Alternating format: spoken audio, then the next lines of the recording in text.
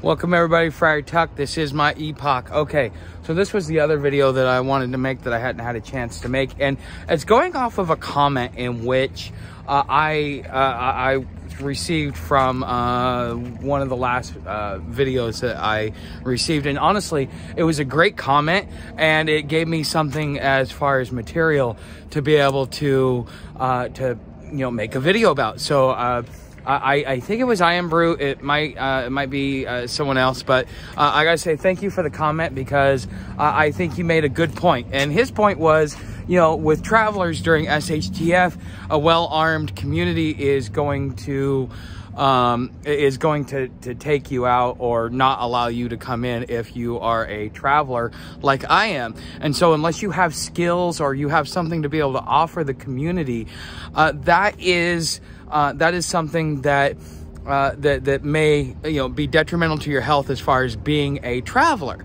And I actually disagree in all of my travels that I have seen, and I've seen the world as it's been put together, and I'm getting to watch the world fall apart. One of the things about being out here is that I kind of get to see firsthand, how the world is falling apart because of the way people are treating each other. People used to treat each other with kindness, used to be tolerable, used to be able to just agree to disagree, or disagree to agree is what I like to say. We're going to disagree to agree. But in this world, people are lashing out, and they're becoming very militant towards each other. Some of it has to do with party line politics. Some of it has to do with financial stress. Some of it has to do with class warfare that's being propagated on us by fifth-generation warfare. And you guys, I have a video about it if you want to watch what fifth-generation warfare is, because it's very important, and it'll probably explain a lot of stuff that's going on, and you'll be able to kind of see it in your everyday life, especially with what we're seeing on the West Coast. And so, using the video I put in the community tab, which was like, if you want to see what SHTF really looks like, it was somebody that went in and was trying to record in Chaz and stuff like that. And quite frankly, being in my position, I am in some ways a lot more safe than I would be if I were to just be a housed individual, just because if you look at the reports and some of the stories that are coming out of there about what's going on, it's pretty scary. But if you're in my position, you are automatically accepted within the community, and you are in less of a danger than you would be. Now, in rural areas, what was said may actually be right, but I think in the cities, I think that the homeless and the addicts and the crime syndicates will take over. Get out of there. Sorry, Sam's eating something off the ground. But, I think that that's something that that will, be something of the future. And it's not just the, distant future, but the very, very near future. So here's my thoughts on what it's, travelers going through, whether it be rural cities or whether it be big cities, whether it be rural communities and stuff like that. On some point, yes, having skills, but that's if you're planning on staying within the community. See, as a traveler, I bring news from other parts of the country. So if we have communication that breaks down, having a traveler come through and asking him where he's been and what he's been doing, you get a chance to interview them and understand what's going on in the region around you, because they'll be able to share that information with you. So all in all, that alone makes a traveler valuable.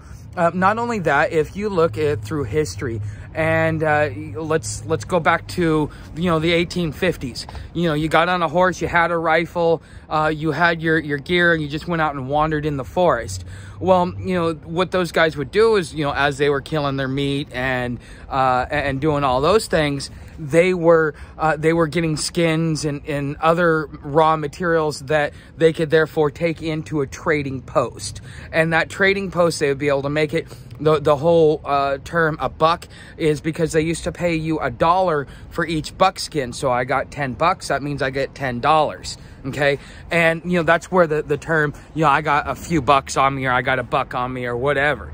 Okay. And so, in all, I think that travelers will have their role, because not only that, if you need to get something to the next town, you want to pass a message along, something like that, it's like, okay, if you go this way, here's the next town, so on and so forth. You know, in some ways you could also become a message carrier, or the SHTF mailman, let's just call it. So if you watch the Kevin Costner movie Mailman, that might be something that a lot of your travelers end up doing, just as a way to survive and to be able to participate in the community. But a traveler, all they're going to do is they're going to come into a city, and you know, they're there for resupply. They're not there to stay long term or anything else like that. Now, right now we are stuck on a monetary system, but by the time that situation comes around that was talked about in the comments, you're going to be living off of barter, off of trade, off of I'll do this for you if you do this for me. You know, and quite frankly, you may think that hobos or that the homeless are unskilled, that they don't really have a lot of knowledge and stuff like that. But you know, I disagree, because some of them, in order to support their habits, have to have the knowledge and the skills, whether it be harvesting copper, or whether it be you know, finding certain spots to be able to lay low and stay safe, because you learn these things as you go along, and you learn how to be able to spot them long term. Okay, and so that's something that a traveler will be able to bring to the table, as well as you know, the skill sets that they already have.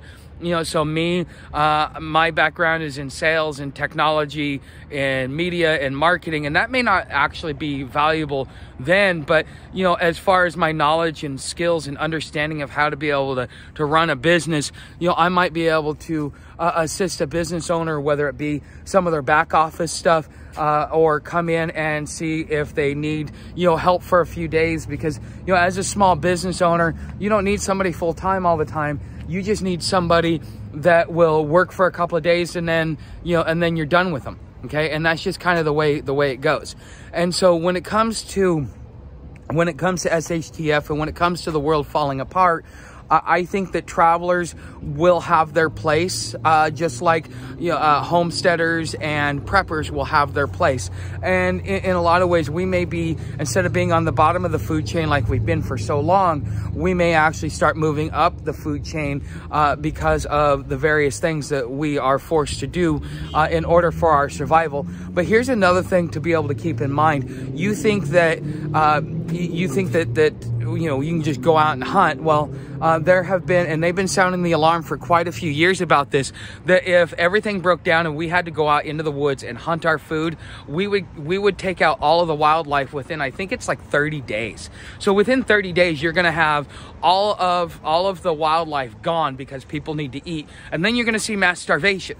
You know, freeze-dried foods, chemically made foods, stuff like that. That's going to be what kind of helps keep us going and keep the world, you know, at bay for a long time. So to think that, you know, somebody who whether knows how to hunt or doesn't know how to hunt, or whether they know how to be able to trade skills, or labor or other things, you know, or whether it be, you know, they're really good wordsmiths and they know how to get you out of stuff.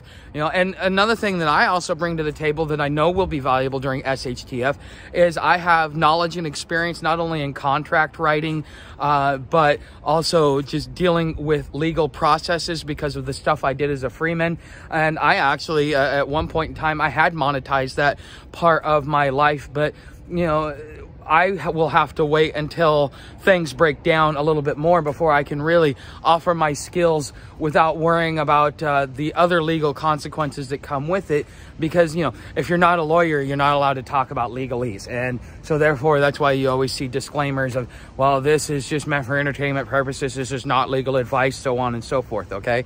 And you know, that's other things that people will be able to do. And being a small business owner, I wrote my own contracts. Every contract that I had was written out and personally created by me. And so that's another skill that I have that I can bring to the table, you know, for me. But like I said, other travelers will have these skills as well.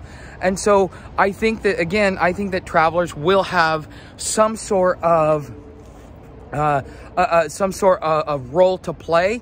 And I think that only a community that runs travelers out, because I mean, I don't think that this is going to be a full Walking Dead situation. I think that this is going to be more like Divergent or Hunger Games. I mean, Hollywood gave us kind of like a glimpse into the future on what we would see, and so I think that that's really what we're going to see play out. And again, travelers are going to bring news from other parts of the country, other parts of the world. They can tell you what's going on outside of your region, especially if communication breaks down. All right, so you guys know how to help the channel. Become a subscriber, hit that bell notification. Don't forget to like, don't forget to share, you know, because we want to expand the viewership. The more views that I get, the more the channel grows, the more self-sufficient I become, until it all breaks down. But at least for right now, this is my way of survival. If you want to go even more in depth and be a bigger participant, you can always come over to Patreon and become a Patreon subscriber. Hobo tutorials are $10, plus you get behind the scenes. That the information that you learn over there is supposed to be kept between you and me. It's not to be spread around. For various reasons, some legal, some just, they're just some skills you just don't want to share with everybody, because if they know how to do this, the wrong person could be very, very dangerous. Okay. But anyways, those are the ways you can help the channel, or you can leave a tip down in my tip jar. Either way, that's what you can do. Thank you for watching. Again, don't forget to hit that like button, subscribe, share, leave me a comment, tell me what you think, and I will see you in the next video.